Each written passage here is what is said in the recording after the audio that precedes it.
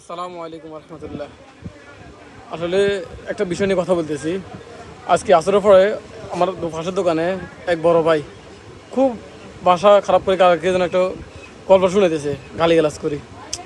তো এর গালিগালাজ হে করতেছে বা এটা হের হিসাব এতটা কর্ণপাত করতেছিলাম না। হঠাৎ করে শুনলাম যে মানে কথার মাধ্যমে উনি বলতেছেন যে যে আমার ইচ্ছে করতেছিল ওই একটা গাড়ি দিয়ে বলতেছে তার পাঞ্জাবি সব সিটি ফেলতে। তো সেটা পাঞ্জাবি নিয়ে যখন কথা উঠছে নিশ্চয় কোনো হুজুরের কথা হবে, তাই একটু আগায় গেলাম কী হয়েছে একটু শুনি। পরে শুনলাম যে ওনার ছেলেকে নাকি হুজুরে মারছে, এই জন্য হুজুর উনি খুব গরম। মানে কীরকম গরম, আমার সামনে উনি মনে হয় 20টা ওয়ার্ড বর্ণনা করছে, তার মানে 20টার মধ্যে 15টাই ছিল শুধু গালিগালাজ। কারে? নিজের ছেলের ওস্তাদেরই। আহা, বাঙালি কোথায় যাইতেছে দিনকাল। আর বাচ্চা হারুন রশিদ একটা ঘটনা মনে পড়ছে। বাচ্চা হারুন রশিদ বাচ্চা থাকাকালীন একবার তার ছেলেকে দেখতে গেছে। ছেলে এরকম বোর্ডে আবাসিক মাদ্রাসায় ছিল। তো যাই দেখতেছে যে তার ছেলে বর্দার মধ্যে ফাইট ঢেলতেছে, হুজুরে উজু করতেছে। বাচ্চা দেখি বাচ্চার মুখ একদম হুলপূর্ণ হয়ে গেছে, মানে প্রচণ্ড গরম হয়ে গেছে। তো বাচ্চাও ভয় হয়ে গেছে কি না কি ভুল করলাম।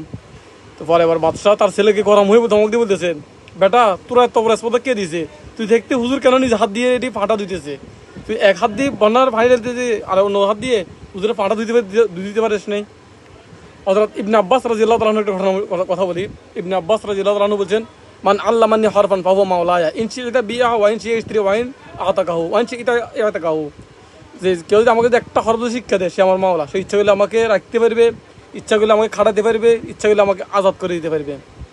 ও ভাই, সমসাময়িক ঘটনা ঘটবে, এরকম স্বাভাবিক। ফেসবুকে আপনি আমার কমেন্টের মধ্যে হাজারো কমেন্ট করতে পারেন অমুক জাত হুজুরের বিষয়ে, অমুক জাত হুজুরের বিষয়ে, কিন্তু আপনার চোখে পড়ে না এরকম বহু হুজুর বহুত সাধারণ ছেলেকে মহাক্কেক মোদালের মহাদ্দেস বানাইছে, মুফতি বানাইছে, মহাক্কেক আলেম বানাইছে।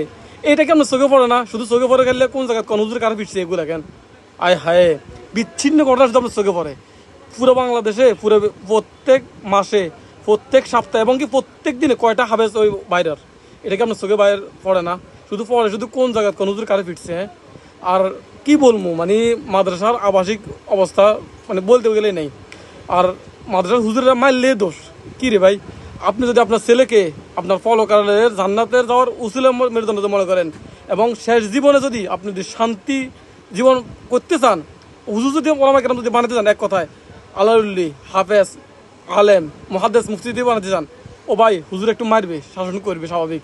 এটা দিয়ে কর্ণপাত দিয়েন না। আপনার একটু অতিরিক্ত ভালোবাসার কারণে আপনার ছেলেটা ভবিষ্যতে আপনার জন্য, আপনার জীবনের জন্য এমনকি পরকালে আপনার জান্নাতে যাওয়ার উপযুক্ত কারণ হয়ে যেতে পারে। কারণ আল্লাহ হাবিব সাল্লাল্লাহু আলাইহি ওয়াসাল্লাম বলছেন, ইন্না কুল্লুকুম রাইন ওয়া কুল্লু রাইন ইয়াসআলু বিরিআয়াতিহি। প্রত্যেক মানুষ দায়িত্বশীল, আর তার দায়িত্বের ব্যাপারে আল্লাহ পাক কিয়ামতের দিন তাকে প্রশ্নবিদ্ধ করা হবে। ঠিক আছে ভাই, ভালো থাকবেন। আর ছেলে যদি উস্তাদ যদি মারে, বিষয়টা বোঝার চেষ্টা করবেন। অহেতুক হুজুরকে গালিগালাজ করিয়েন না বা হুজুরকে দরফাকট করিয়েন না, বা দরফাকট করলেও নিজে একটু সভ্যতার সাথে দরফাকট করেন। সবাই তো মানুষ, হুজুরও তো মানুষ, অত ভুল ভ্রান্তি হইতেই পারে, হুজুরের হইতে পারে, আপনার ছেলের হইতে পারে। ঠিক আছে ভাই, ভালো থাকবেন। আসসালামু আলাইকুম।